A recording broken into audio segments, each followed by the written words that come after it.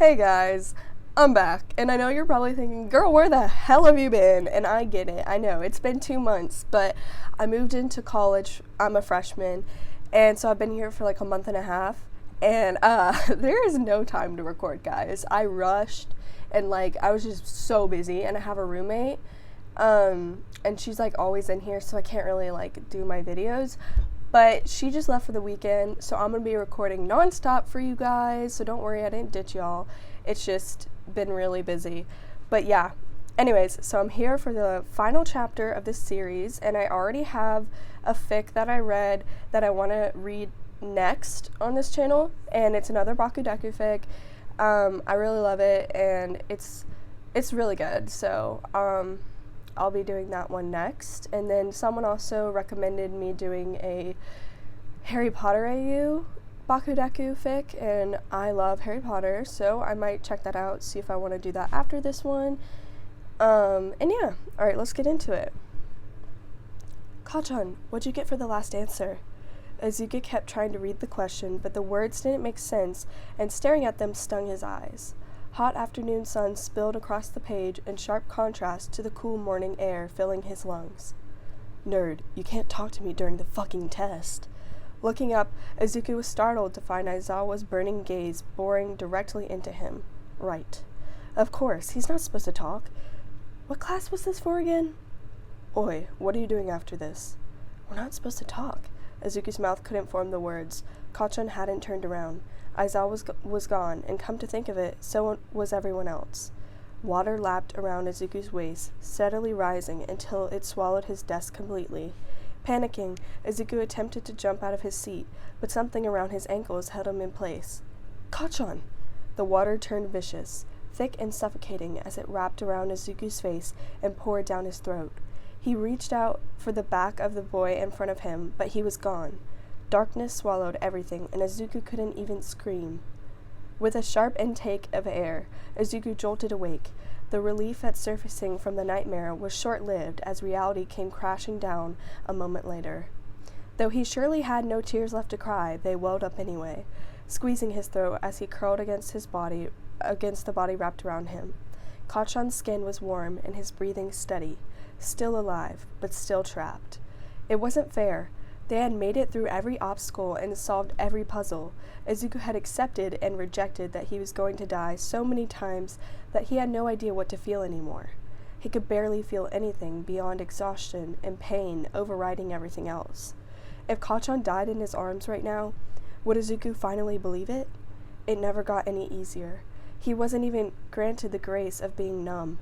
Kachan stirred, sighing gruffly as he nosed into the curls of Azuku's forehead. A gesture that might have been gentle and soft if Azuku couldn't feel the grimace behind it, couldn't smell the blood and sweat and defeat. The tears fell harder. It wasn't fair. It wasn't fair, it wasn't fair, it wasn't fair. Life's not fair, quirkless, Kachan rumbled. Azuku stilled. He was surprised Kachan could understand any of the sounds he made, still breathy and hoarse from leaving his voice behind in the healing tank. You're a jerk, he whispered. Yeah, Kachan agreed, the slightest smile and warmth warming his way into his voice. Always have been. After a few minutes, Azuku's weeping settled down, and only their breathing hung between them. Oi. Azuku tried to lift his head, but Kachan seized the back of it, one hand to settle on his own chin over the matted curls, whose heartbeat Azuku felt hammering in his ears. Deku, look. I know it's a little too late, but for what it's worth, Deku held his breath. I'm sorry. What? None of this was your fault, Azuki tried to protest into the neck he was pressed against, but only every other word was audible. He had to keep his voice down at a whisper if he wanted to be understood. Not this shit, Kachan snarled, getting the gist anyway. The other shit, when we were brats, Aldura, et fucking cetera. Azuku's breath faltered as his chest wrapped bony fingers around his heart and squeezed. That Kachan would apologize to him for anything, only to have it be everything. Well, that was unfair too. Trapped against sweaty, sweet skin and imprisoned within his heart, Azuki drew back the scar tissue to bare himself fully. There's nothing left to hide. Me too. Huh? Kachan snapped, his fingers tightening in Izuku's hair. The hell do you have to be sorry about, idiot? Izuku pushed back, squirming out of the arms that held him closer than he ever thought he could. His entire right arm was a swath of pink, ugly, puckered skin that sent shooting pains to his bone with every movement, but he still raised it to shakily cup Kachan's face and slide their gazes together. The gold glitter smeared across his high cheekbones only enhanced the sheer brilliance, blazing through the exhaustion and blood and pain. An old, unwelcome heat warmed Izuku's face as those piercing red eyes looked straight into his very being. You have no obligation to be my friend, Kachan, Izuku said quietly, every word a whisper to ensure that it would be heard. I should have left you alone, but I didn't. I didn't have anyone else, and so I wouldn't let go. Kachan's face twisted, still beautiful. Stubborn, he muttered, placing his left hand over the one on his face. Always have been. Izuku returned with a weak smile. He withdrew his injured arm, curling it against his chest and ducking his head back down. I forgave you a long time ago, in any case. Then you really are an idiot. Maybe. Definitely. Hey, Kachan? Koski grunted. Are we really just here to lie until we die? Can you get up? Kachan had been shot 5 times. Although most were superficial grazes and the gel had stopped the bleeding, he wasn't in great shape. At least 2 were serious wounds needing medical attention that just wasn't going to come. Izuku's entire body went spent.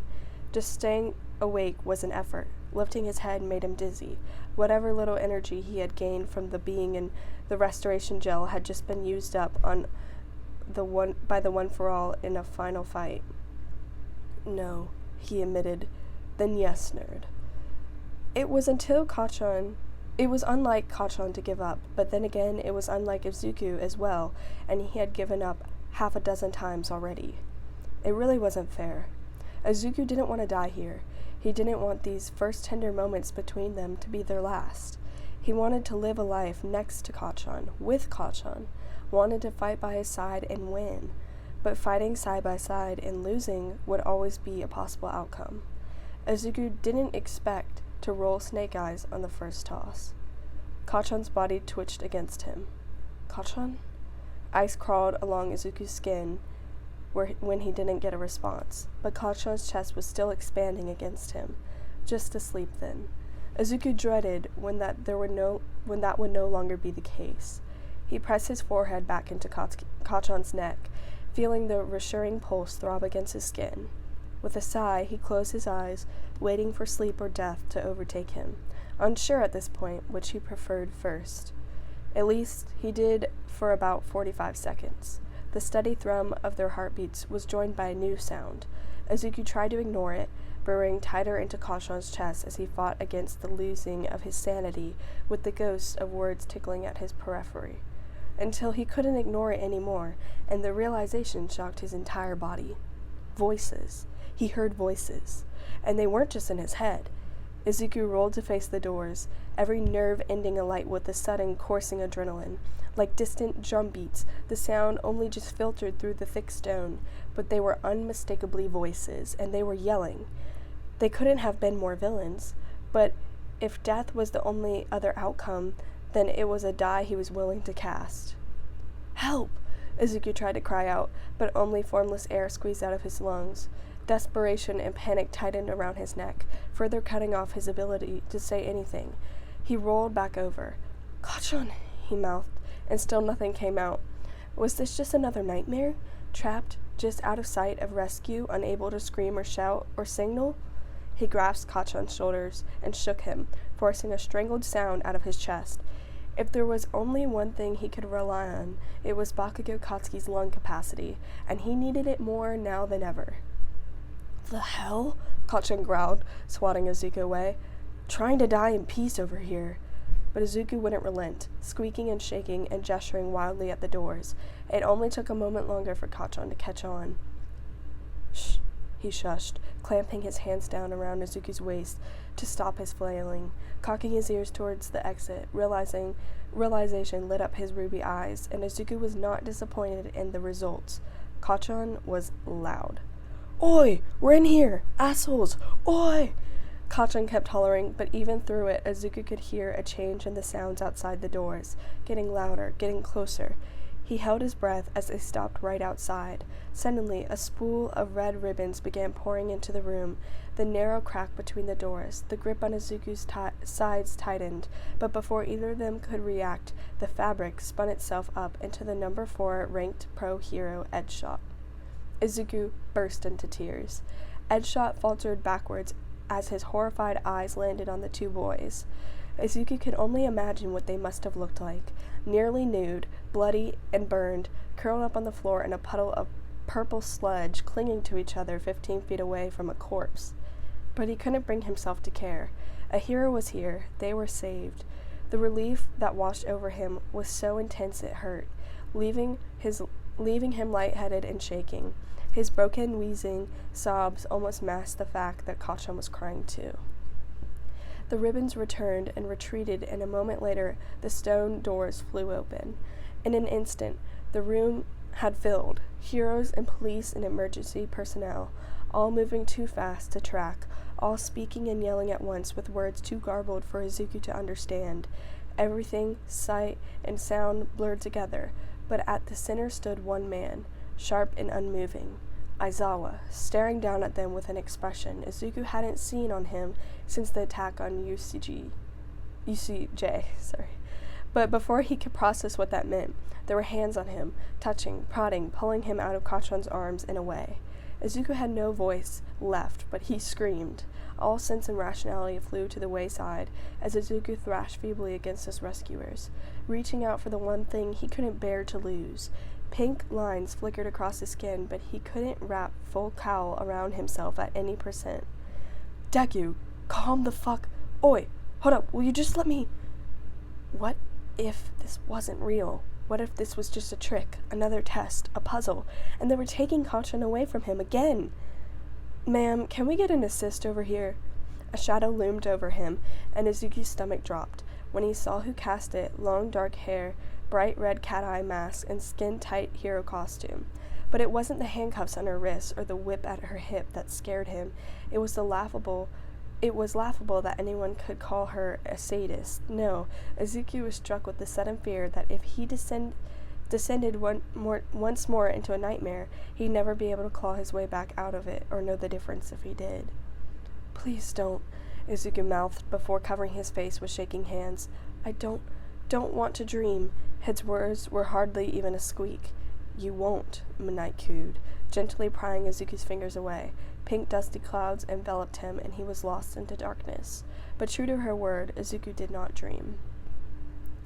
Cricket song and steady rhythm vibrated Izuku out of unconsciousness gently. Slowly, soft and velvety awareness pulled onto his periphery. He inhaled slowly as his eyes fluttered open, the air in his lungs cool and sharp, swirling in from the rubber over his face. A dim light behind him, above him, barely illuminated his darkening surroundings. Sighing, Izuku allowed his eyes to slip back shut, his own mechanical heartbeat in his ears. He was in a hospital. Again. Izuku's eyes snapped open. He was in a hospital. He was in a hospital! Kachan! He croaked, fumbling against the awkward weight of the IV line for the nurse call button. His right arm was encased in a sling, suspending in the air. His entire body felt like lead. He choked on a sob as it refused to obey him. The steady beeping spiked in speed. Izuku? He froze, squinting in the darkness. He could just make out the shape pushing out of a chair and hurrying across the room. Mom? His mother practically flung herself on him, wrapping her arms around his head and neck, burying her face into his hair. Izuku's face crumpled, and he began to tremble. Izuku, oh Izuku, baby, shh, she soothed, even as she herself burst into tears. It's all right, I've got you, I'm here. Mom.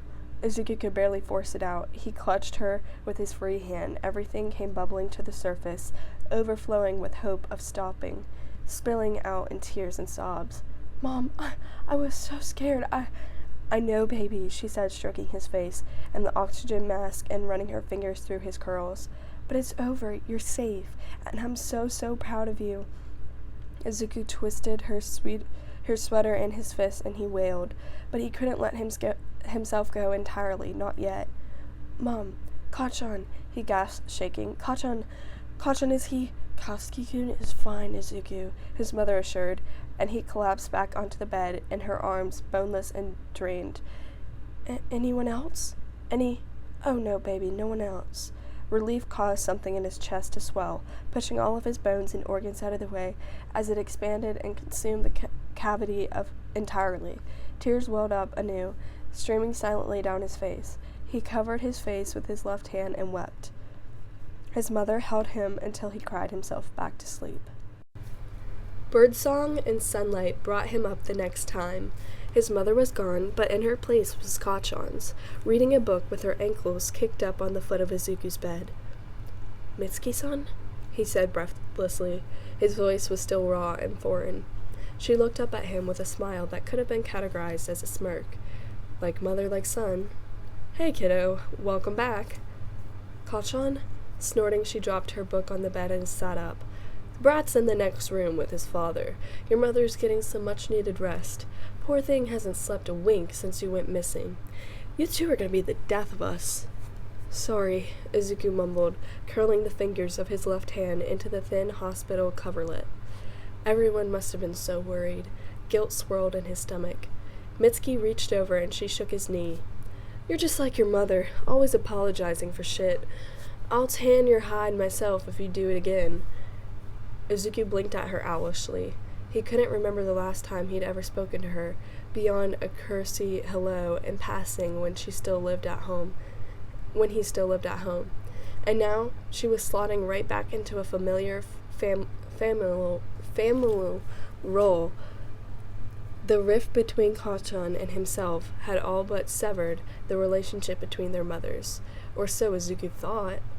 He supposed he didn't really know everything about his mother's life, as she surely didn't know everything about his. Biting his lip to stop the automatic apology for apologizing, Izuku turned his eyes down at his battered body. He had no idea what state his arm was in. It was suspiciously numb, still suspended above the bed. The rest of him was intact, just bone-weary and exhausted. "How is Kachan? Can I see him?"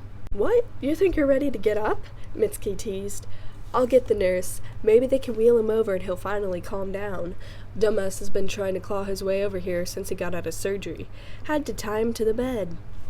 Izuku's heart froze. "What?" he squeaked. "1, Kachan had surgery. Did Izuku also have surgery? 2, they tied him down?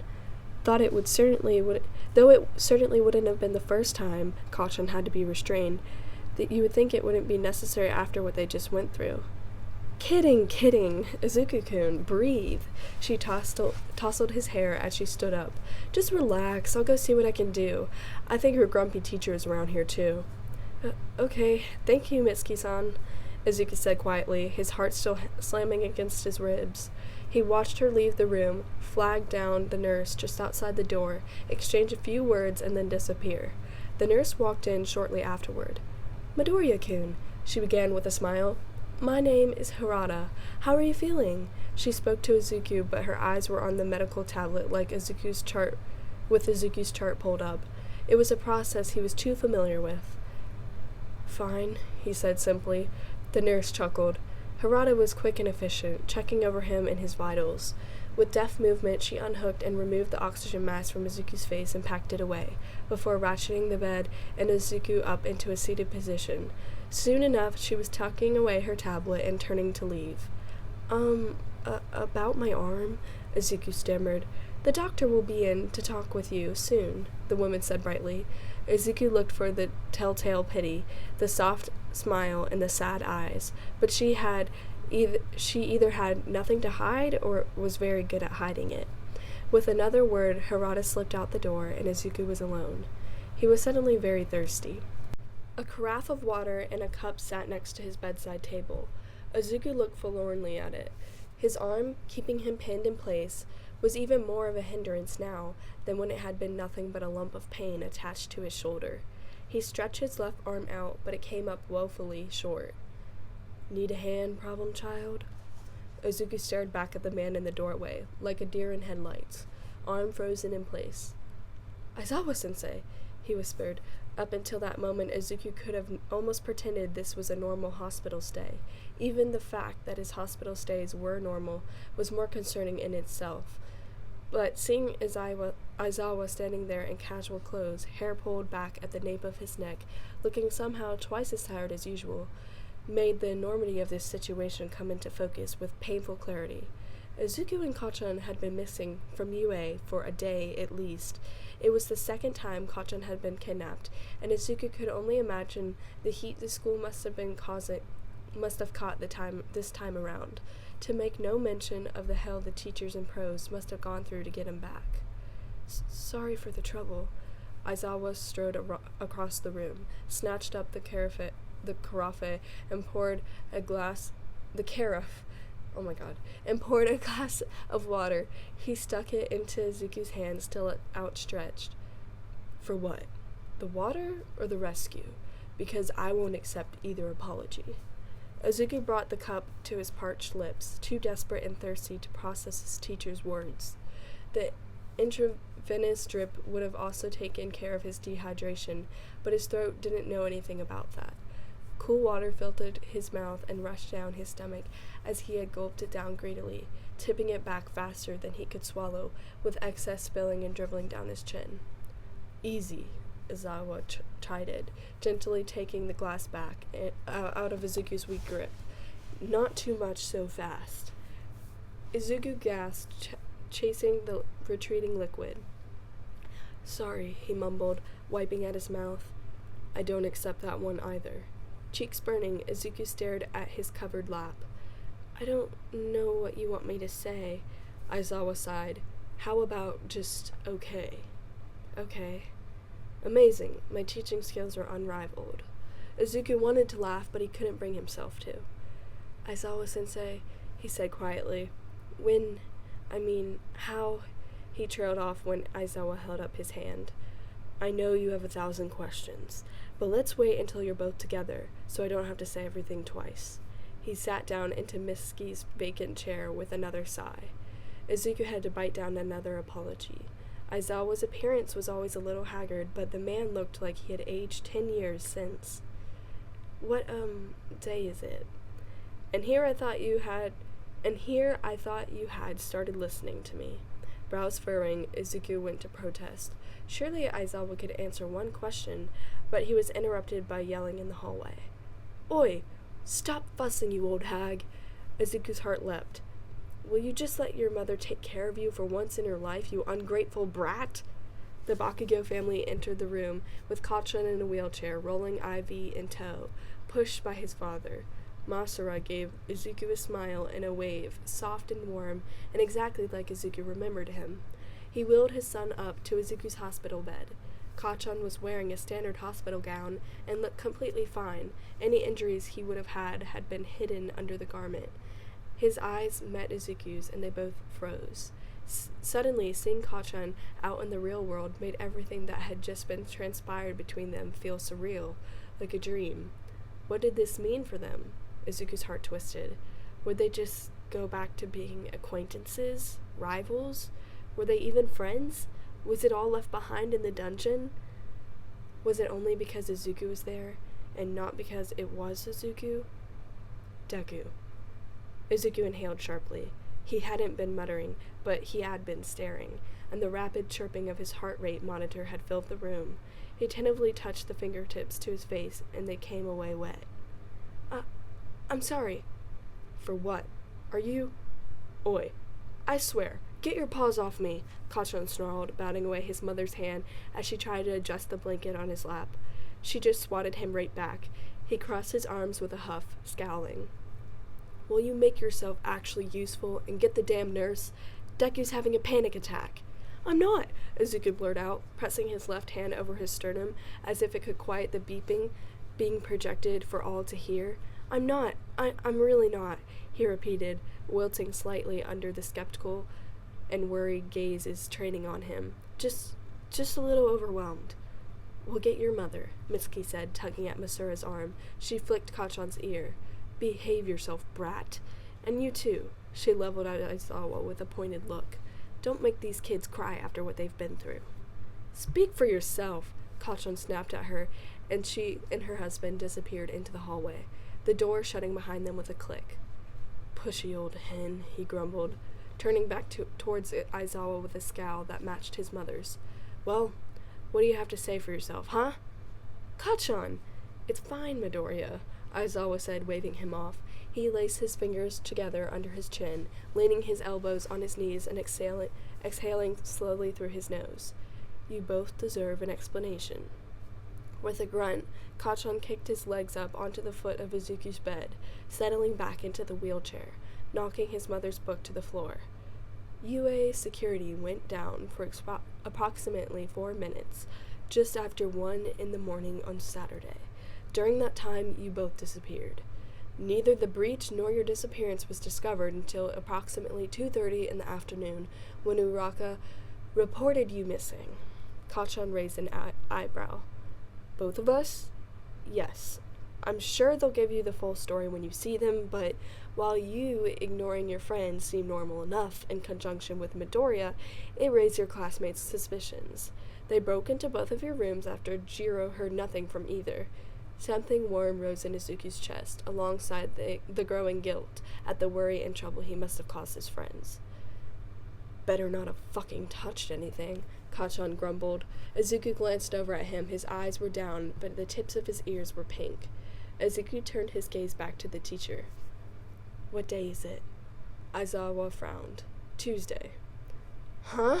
Kachan sputtered, eyes wide in disbelief, washing away any trace of his previous emotion. Last thing I remember, I was going to sleep on fucking Friday. We were only there for 2 days tops? You've already been here for a day, Aizawa said flatly. We recovered you yesterday morning. Although Izuku could add up the time spent in the restrooms and guessing at how long the trials took, everything before and after was a blur. Honestly, it was hard to believe it had been only 2 days and 3 nights in that nightmare. It felt like an entire year. How'd you find us? Aizawa dropped his forehead against his fingers. He spoke more to his lap than to his students. Because you vanished without a trace, our suspicions started with Kurogi from the League, and after much difficulty we discovered the current base of operations and raided it out, but... He trailed off into silence, his eyes shielded from view. Izuku knew they hadn't been there. It would have been a failed mission. He could only imagine what it had been like to show up at a villain hideout praying for a rescue and coming up empty. We weren't there, Kachan finished. Nodding, Aizawa sat back in his chair. You weren't there. However, we weren't wrong. Izuku flinched in surprise. What? Our suspicions had been correct. It was indeed Kurogi that managed to abscond with you in the dead of the night, but the League didn't keep you. They were able to get Spinner to cough up that they sold you. Aizawa ran a hand down his face. You're children. You're just children. He trailed off, shaking his head. We tracked down their buyer and raided his compound, which is when we did find you. They didn't sell us, Izuku mumbled absently, twisting the thin fabric of his hotel gown in his fingers. It was the other way around. The man, he said that he paid to take us. Yeah, Kachan confirmed. Said that a few times, like it wasn't unusual for him even. Aizawa's gaze moved slowly between them, his brows deeply furrowed. I don't need to tell you that you have made some very powerful enemies in a very short time at this school, he said lowly. He quickly held his hands up. None of this was your fault, but this was your second time being targeted by the League, for each of you. Any of these incidents could have been fatal. Yeah? And what do you want us to fucking do about it then, huh? Kachan snarled, his hands moving to fist at his knees as he pulled his feet down from the bed. Quit? Retire? Go plant flowers in the countryside? No, Aizawa sighed. I want you to be safe at the school, but I'm not going to sugarcoat it. I'm not going to sugarcoat it. We failed you. I failed you. Sensei, Izuku whispered. Kachan snorted. Whatever. He crossed his arms again, scowling, before drawing in a measured breath. So what happens to me now? Their teacher cocked his head. In what regard? Izuku's skin prickled. Shit. I blew that shithead's face off. I killed him. No, Izuku yelped. I did it. It wasn't Kachan. The incessant beeping of his heart rate blasted out of the machine. The hell? Deku, don't you fucking dare lie. He was protecting me. Both of you stop, Aizawa growled, cutting through Izuku's babbling. No one is pressing any charges against you for self-defense while being held prisoner. Ugh. He ran his hand down his face. It's ironic that the unit on this was supposed to be next week. And Midoriya, it's no use lying. You should know that we recovered the compound surveillance footage.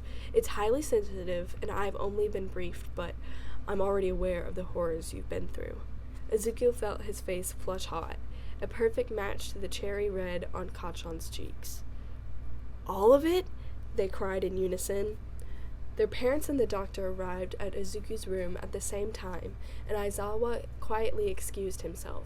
Izuku was happy to see his mother and anxious to speak to the doctor, but he really wanted to be alone with Kachan, even if they had just spent literal days isolated together. As Masura began to wheel his son away, Izuku couldn't help but reach out. Wait, can Kachan stay, please? Their mothers exchanged looks. Izuku didn't know how much they had been told. From their perspective, their sons were a contentious acquaintance at best. What must they have been thinking? It's unusual, but not unheard of, Dr. Banner responded.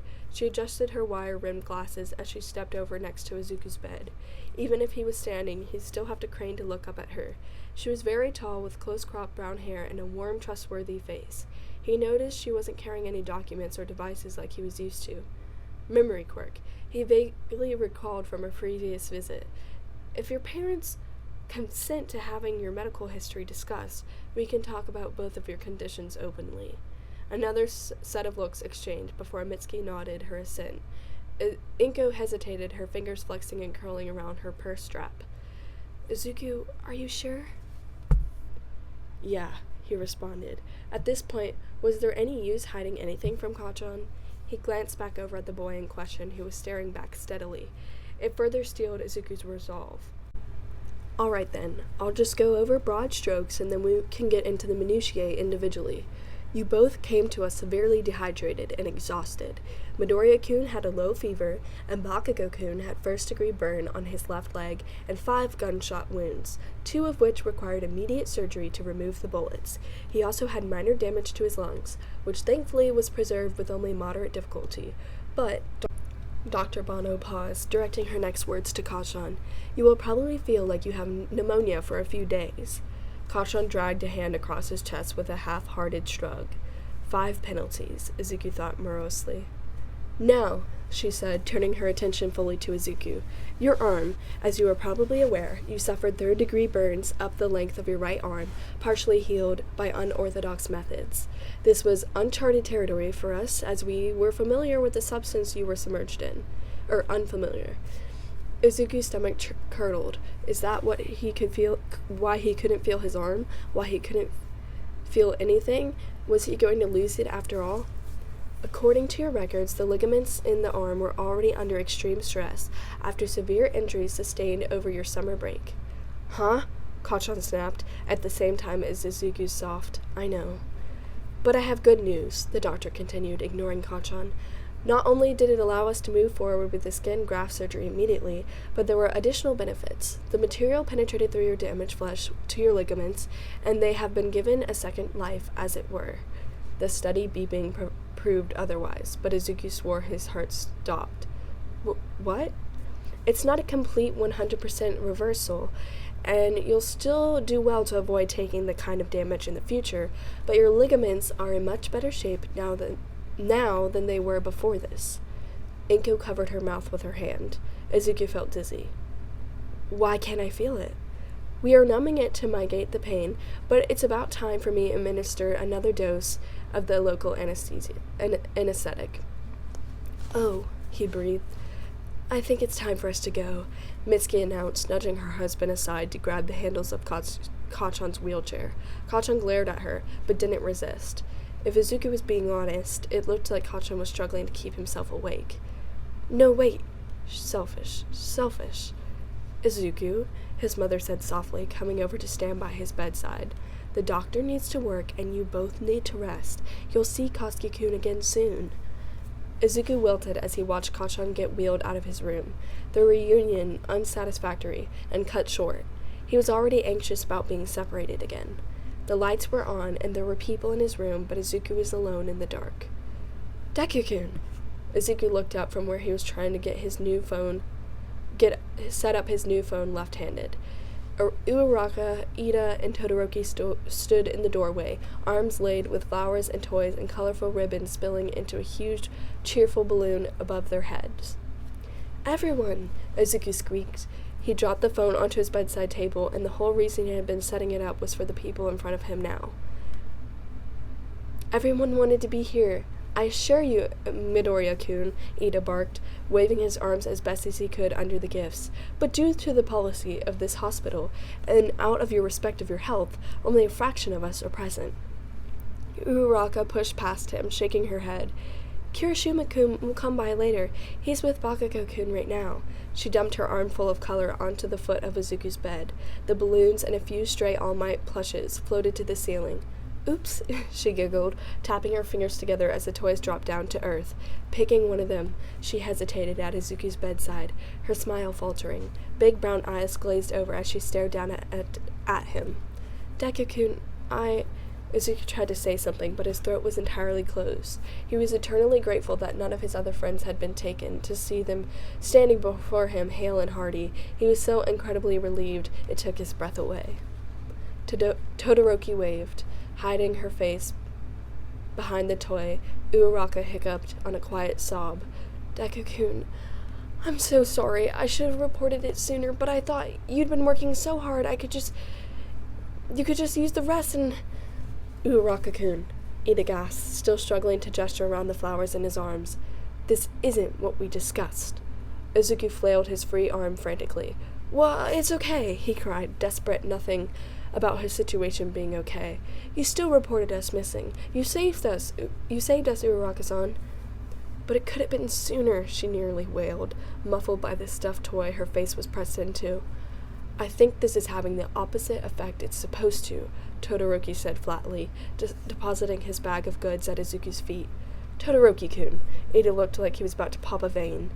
Izuku's heart swelled, and he couldn't help but laugh, wet and broken but genuine. His friends were a mess, just like he was, and he loved them. He pressed his forearm over his eyes to shield the burgeoning tears from view. "Please, everyone, it's fine," he squeezed out from behind it, scrubbing at his face. "I'm just so happy to see you." Uraraka lowered the toy, peeking out from behind All Might's hair antenna. Her eyes swam. "Oh, Deku-kun," she warbled before flinging the toy aside and launching herself onto Izuku's chest. He squawked, startled, composing himself only just enough to dissolve into a blubbering mess himself once the girl started crying on top of him. Ida's arm chop finally stilled, and Izuku began to artfully arrange all the gifts they had brought. For some people, having friends is a given, a constant, a fact of life. They take them for granted, or worse, take advantage, because these people feel they are entitled to friendship, a God-given right. And Midoriya Izuku knew he wasn't entitled to anyone's friendship. He knew that fact very well. Izuku should have felt like one of the most unlucky people in the world, but in that moment he could hardly believe he had people in his life who cared about him at all, let alone as much as these people did. He was extremely fortunate. Izuku's next two visitors were very welcome and not quite so much respectively. The tall, gaunt form of the retired symbol of peace, although projecting concern from his sunken eyes, would never not cause a surge of comfort and joy for Izuku. His companion, though always friendly and polite, only ever showed up after worse circumstances. It was hard not to see him as a harbinger of misfortune, even if it was Izuku himself that had brought it on in the first place. "All Might! Tsukashi-san!" Izuku greeted, as warmly as he could manage, pushing himself into a higher-seated position. His arm, freed from its previous suspension, now hung from his neck, tucked tight against his chest. Feeling had returned, and it hurt, but nothing like the bone-deep ache that had been clawing its way across his collarbone before it reconstructed. Izuku tried to smile. If the detective was here, it could only mean that he had some questions for Izuku, questions he probably didn't want to answer. Was Kacchan going to be brought in? Were they going to be questioned separately? It all seemed so detached, fake. What they had gone through was so extreme it was hard to wrap his head around. If Izuku were to be interrogated, it would make it feel real, would force Izuku to acknowledge it had happened, would force him to acknowledge what had happened. "Midoriya, my boy," All Might boomed, his big voice easily filling the room and at least somewhat melting Izuku's worries away. An effervescent feeling curled around him, like inhaling saltwater breezes at the shore. Everything was all right because All Might was here. "You're already looking better." Yeah? Izuku hadn't seen himself, but nor had he seen All Might yet at all. So if All Might had seen him while he was unconscious, he could only imagine what he had looked like. Just about anything would be an improvement. Definitely, the detective confirmed, adding yet another person who had seen Izuku while he was out. He supposed he shouldn't be surprised. This is not being anything close to a run-off-the-mill hospital stay. I still have it, Izuku said vaguely, without preamble. Both of these men knew about One for All, and would likely be concerned about its current status. Although it had been suppressed during their imprisonment, Izuku had been able to call up his inherited quirk during the final confrontation.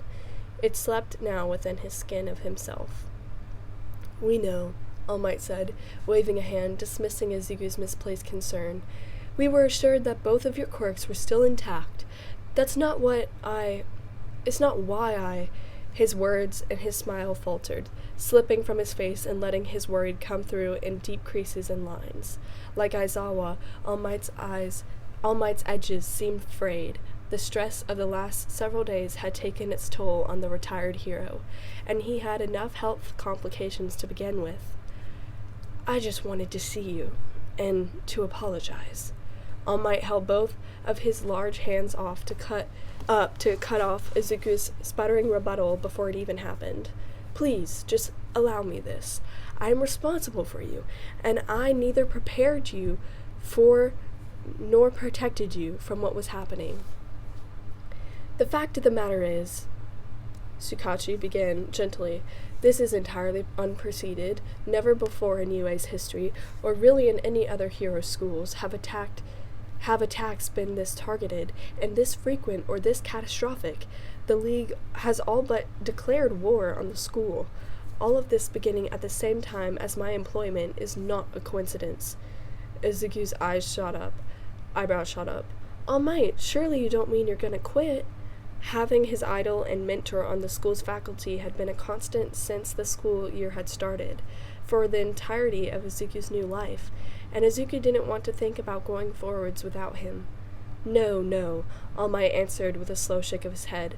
"I'm afraid it's too late for that. They would do nothing to deter the League's fixation. Now they have all set their sights on you two. We will have to expect and endure it, and furthermore be prepared next time." Next time. Izuku glanced down at his arm in its sling. It should have been an entirely negative thing, but against all odds he had not only survived this encounter, he had somehow recovered during it. Because of it, Izuku wasn't sure how to feel about that, on top of other things gained. The detective pulled the visitor chair over and sat down, drawing a pad of paper and a pen out over his tan overcoat. "I don't want to take up much more of your time. If it's all right with you, I have just a few questions. You don't have to answer everything if you're uncomfortable with it." Izuku drew back into his pillows. This was expected, routine, but it didn't make it any easier. "Don't you already have the security footage or whatever it was?" Aizawa-sensei said. "Yes," Sukachi confirmed with a click of his pen, "but we still have questions that might not be answered by it. Again, you don't have to respond to anything that you don't want to. This is just to help with our investigation. You aren't on trial here." "It's fine," Izuku murmured. I want to help." "Thank you." All three of them passed apprehensive glances around until All Might gave an encouraging nod. "Can you recount your Friday night for me?" Racking his brain, Izuku tapped a finger against the bottom of his lip. It seemed a lifetime away. It wasn't anything special. "I had dinner with Todoroki-kun, sparring with Uraraka-san, and then I spent the rest of the evening studying with Ida-kun." I don't remember exactly when I went back to my dorm, but I think it was after 10. I was on my phone, the internet on my phone, until I went to bed. The pen scratching against the paper was the only sound in the room. Before Friday, had you ever heard or encountered a man by the name of Maki Taigen? Izuku frowned. No. What about the name Hypothesis? Izuku shook his head. The detective leafed a paragraph out of his notebook and handed it over. Izuku's fingertips had barely brushed the stiff edge before he recoiled, the flimsy square hitting his thigh before fluttering to the floor. Beady eyes behind thick glasses, an eager expression, a slick smile. That man had stripped him, forced him into a glorified fish tank, and made lab experiments out of him and Kachan both. A dead man. Izuku's heart beat erratically, thankfully no longer projected for anyone outside of his own ribcage. Sorry, Tsukashi apologized quickly, ducking to recover the photograph. I didn't mean to surprise you, but you've never met him before this. Never, Izuku whispered, his voice small and tight. The man nodded, his face grim.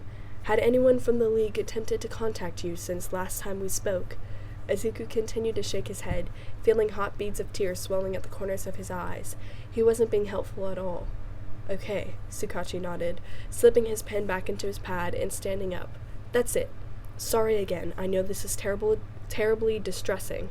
I really appreciate your answers for my questions. All Might had been wringing his hands during the entire exchange.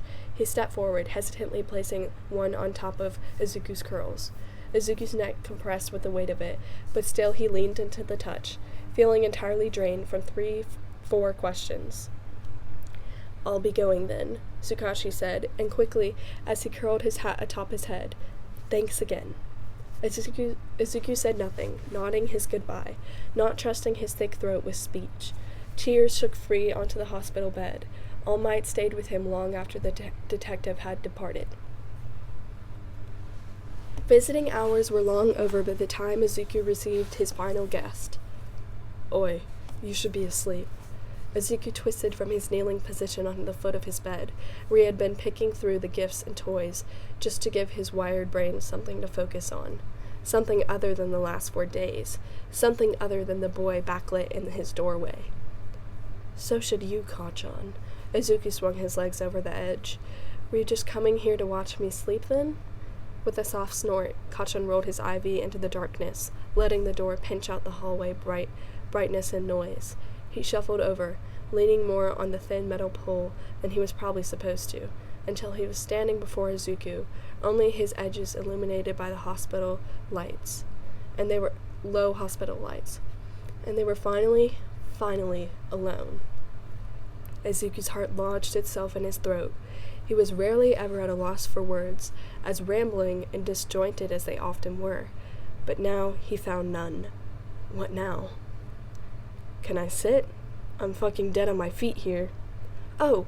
Izuku nearly jumped off the bed. Of course! But instead of dropping into the chair, Izuku hoisted himself up onto Izuku's bed, ducking under the rearranging of their IV lines.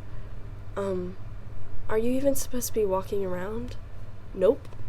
Izuku fiddled with the strap on his sling. Deku, look at me. Turning, Izuku found himself caught by those searing red eyes, even in the dim light, caught by that blinding, everything that was Kachan. Was there any future where he could be kept? What's going on? You've been giving me bug eyes since we got out. Izuku licked his dry lips. He's never good at hiding anything from Kachan. He might as well get it over with. He took a deep breath.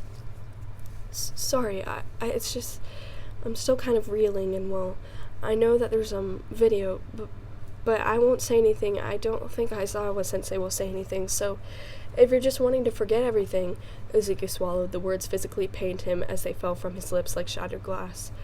Well, I understand. Well, I fucking don't, Kachan snarled, snatching Izuku's left arm and yanking him across the bed until their noses were practically touching. Izuku squeaked. The hell, Deku? You're telling me all that shit meant nothing? No! Izuku protested, arcing his spine to prevent toppling into Kachan. Without the use of either arm, he could even flail. Of course not. I didn't think you'd... Sorry. Would you stop that? Fuck, Kachan shook him, his intense eyes boring holes right through his skull. Couldn't even get my own apology out without you shoving back your own in my face, Deku, he growled, dropping his voice, his expression pained. Deku, I don't know how to say this shit, but all that wound up mattering to me back there was keeping you with me. I can't leave that behind. I don't want to. Oh, Deku breathed, feeling familiar wetness trickle down his cheeks. He felt dizzy, lightheaded, elated. His poor, overworked heart was just about beating right out of his chest. Kachan was so close, and he wanted to be. Izuku trembled as he whispered, "What now?"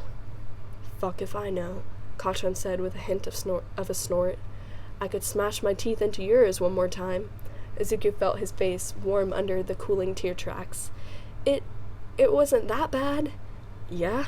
Kachan's voice was low and rough. Yeah. Izuku was hardly audible at that point. Red eyes flicked down.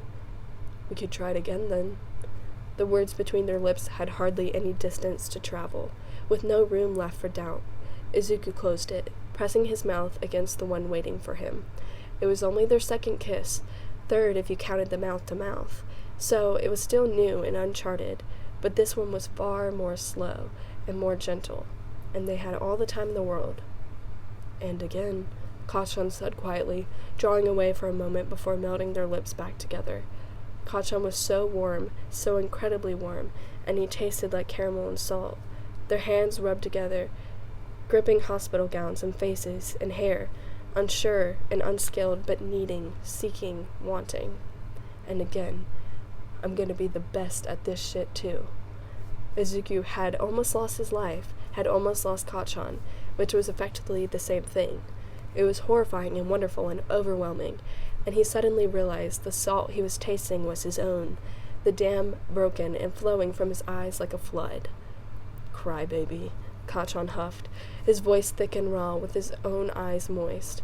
His rough palms held Izuku's face, thumbs swiping through the torrent in vain.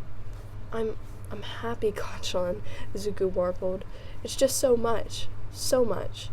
Expression softening, Kachan not so gently pulled the green mop of hair under his chin, arms crossed behind Izuku's neck. "I know," he rumbled. Izuku bit back a sob, trying to hold himself together as that burnt sugar draped him over like a blanket.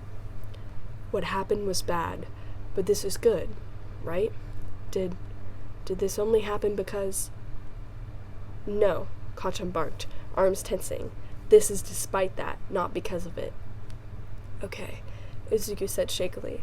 He gripped Kachan's hospital gown, the thin material crinkling in his fist. Okay. Kachan pulled Izuku out of his arms, holding him steady again with warm hands on wet cheeks. His eyes flicked back and forth.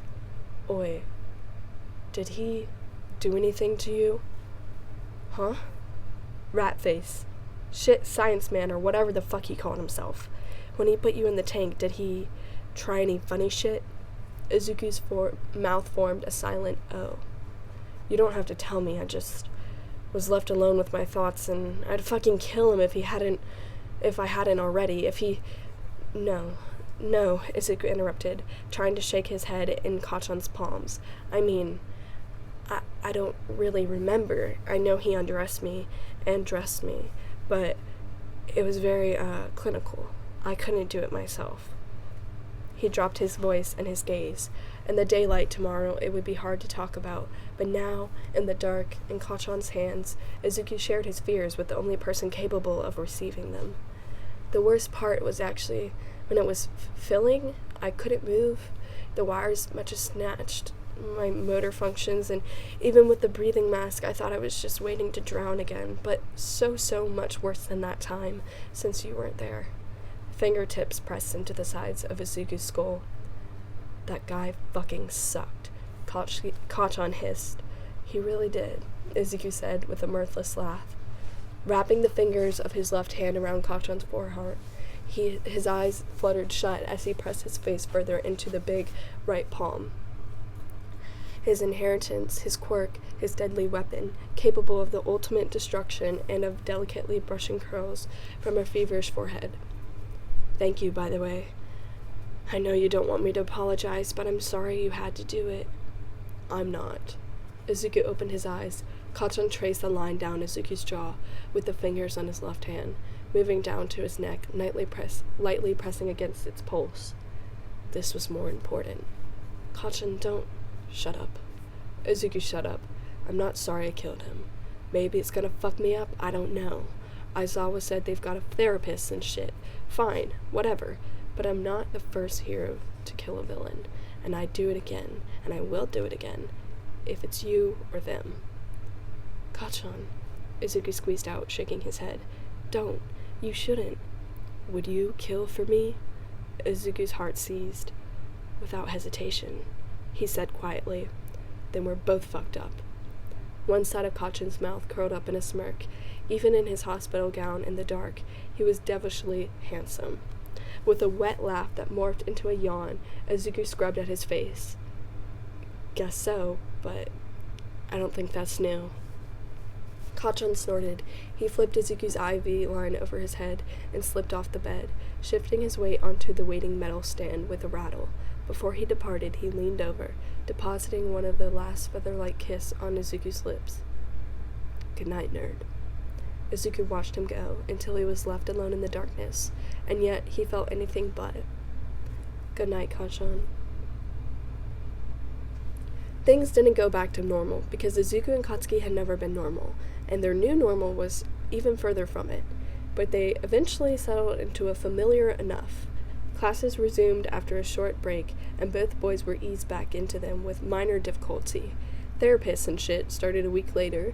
On the surface, nothing changed. They still fought tooth and nail during combat matches, yelling obscenities and goading insults. They sat separate lunch tables, had separate friends. Katsuki still teased Izuku, and Izuku pushed right back.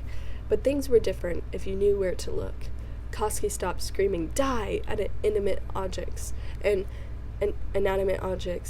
Izuku's comprehension sleeve now extended to his wrist, and they spent almost every minute outside of class with each other. Sure you're ready? Izuku nodded, jaw set and lips pressed firmly together. He nodded a second time. Oi, Kachan said quietly, placing his warm palm on Izuku's bare waist. We don't have to do this today. Just say the word and we'll fucking stop. No, we can do this. We have to do this. I'm ready. Izuku looked up into burning red eyes. He was trembling slightly, but he swallowed. Determined. Besides, I owe you a race. Midoriya-chan, Bakugo-chan, Asui waved her long-fingered hand from the position at the center of the pool. She didn't really need to be there, but her reassuring presence helped set him at ease nonetheless. Coming, Su-chan. Kachan squeezed Izuku's hip before hopping down into the water gracefully with hardly a splash. Izuku sat himself on the edge of the pool. With deep breath and a glance at Kachan's furrowed brow, he stuck his feet in, water lapping at the tops of his shins. It was cold and unpleasant, even in the afternoon sun, and it made his skin crawl. Izuku squeezed his eyes shut. Hey. Kachan reached up to grab Izuku's knee. Stay with me. I'm fine, Izuku breathed. This is the easy part. He twisted and lowered himself into the water, stomach clenching at the oppressive liquid swallowed him slowly. It went up to his shoulders, and Izuku began to breathe heavily until a solid grip closed around his bicep. Still good? Need me to chuck you out of the pool? Izuku laughed. It melted away some of the anxiety closing tight around him. You can do this, Deku, Kachan said softly, in a voice reserved only for Izuku. You're amazing. Stop, Izuku mumbled, turning his face away, which was red. Kachan floated closer. His wet skin bumped against Izuku, still warm even in cold water. Now, you know how I feel. Get fucking used to it. Nerd. Izuku's arms came up to wrap around his face automatically, letting go of the edge of the pool in the process. He slipped under the water. The first thing he noticed was the silence, then the overwhelming pressure.